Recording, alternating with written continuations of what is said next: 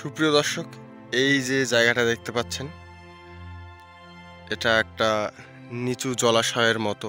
এখন জল নেই, যার কারণে পুরোটা শুকিয়ে গেছে। দেখতে পাচ্ছেন বিভিন্ন জায়গায় জায়গায় সবুজ কিছু অংশ রয়েছে, সেগুলো হচ্ছে বলা যায় ধানের চারা।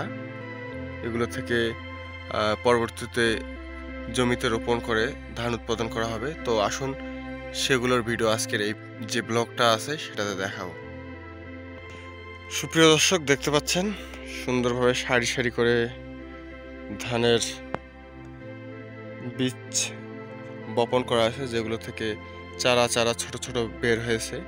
এগুলো পরবর্তীতে রোপণ করে ধান উৎপাদন করা হবে। ওইদিকে দেখতে পাচ্ছেন একটা কাকতাড়ুয়া, এদিকে আর একটা অংশ রয়েছে। তো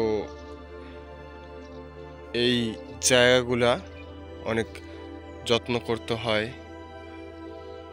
পানি দিতে হয়, ভালো করে সুন্দর করে পাটি করতে হয়। তো ওইদিকে আরও আছে, সেগুলো আপনাদের দেখাবো। সুপ্রিয় দর্শক, দেখতে পাচ্ছেন এইদিকে আরও কিছু জমির মধ্যে ধানের বীজ রোপণ করা হয়েছে এবং সেগুলো থেকে ছোট ছোট চারা গাছ বের হয়েছে। তো ওইদিকে আর কয়েকটা আছে, সেগুলো আসুন দেখা যাক। দেখতে পাচ্ছেন এখানে একটা গর্ত করা হয়েছে। এখন যেই জলের গভীরতা খুব বেশি নেই, যার কারণে অল্পতেই আসলে এখান থেকে পানি তোলা সম্ভব হচ্ছে। এই যে জলাশয়, এখান থেকে পানি তুলে এই যে জমিগুলো আছে যেখানে ধানের বীজ বপন করা হয়েছে, সেখানে পানি দেওয়া হচ্ছে। এই যেই কথাগুলো বলছিলাম, যত্ন করে তারপর সেই সুন্দরভাবে এই জিনিসটা আসলে তৈরি হয়, তারপর সেটা আবাদি জমিতে রোপণ করা হয়। মোটামুটি একটা পরিশ্রম প্লাস সময় সাপেক্ষ ব্যাপার। যারা কৃষিকাজের সাথে জড়িত তারা জানেন, আর বা যারা গ্রামে বসবাস করেন তারা জানেন। অন্যথায় শহরের মানুষ এই পরিশ্রম বা সময়ের ব্যাপারে অতটা অবগত নন। সুপ্রিয় দর্শক, এই সেই জায়গাটা যেটা আমি ঘুরতে ঘুরতে আসলাম।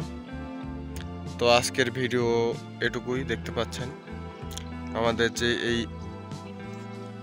জলাশয়টা আছে, এখন জল নেই, কিন্তু এটা এত সুবৃহৎ আর এত এখানে মাছ পাওয়া যায়, আপনাদের বলে বোঝানো সম্ভব না। এটা অনেক অনেক বড় একটা জলাশয়। বর্ষাকালে এটা সবসময় ফুলে ফেঁপে ওঠে।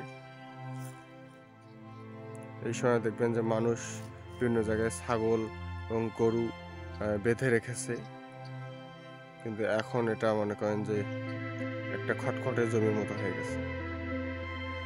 আর এগুলোতে আমরা কাঁকড়া, শামুক ধরতে আসতাম ছোট বয়সে।